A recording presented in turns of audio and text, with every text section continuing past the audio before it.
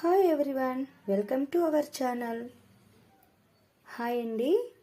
ఈరోజు నేను చక్కెర పొంగల్ చేస్తున్నాను. దానికి కావాల్సిన ఇంగ్రీడియంట్స్ చూడండి. బియ్యం, ఇది గోధుమ రవ్వ, పాలు, డ్రై ఫ్రూట్స్, చక్కెర, బెల్లం అండ్ పెసరపప్పు. తయారీ విధానం చూద్దాం. నేను అవన్నీ కొలతలతో కొలుచుకోవాలి కదండి. ఈ గ్లాస్లో వేసుకుంటున్నాను.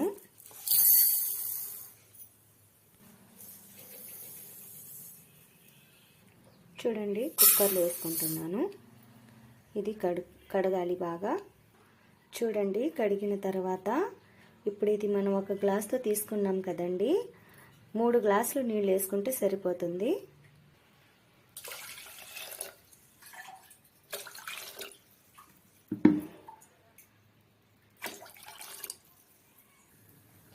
పొయ్యి మీద పెట్టానండి. 3 విజిల్స్ రావాలి. 3 విజిల్స్ వచ్చిన తర్వాత చూద్దాం. చూడండి, కుక్కర్ మూత తీసి చూస్తే ఈ విధంగా వచ్చింది. ఇప్పుడు ఇందులోకి మనం బెల్లం, చక్కెర అన్నీ వేసుకుందాం. చూడండి, బెల్లం నేను ఈ విధంగా నీళ్ళు వేసి పెట్టుకున్నాను.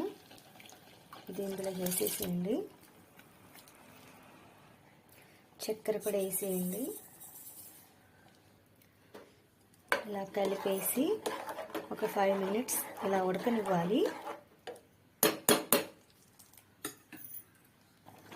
ఈ విధంగా ఉడుకుతుంది కదా. చూడండి, ఇలాచీ పౌడర్ నేను ముందుగానే వేయించి పెట్టుకున్నాను. డ్రై ఫ్రూట్స్ బాగా కలపాలి.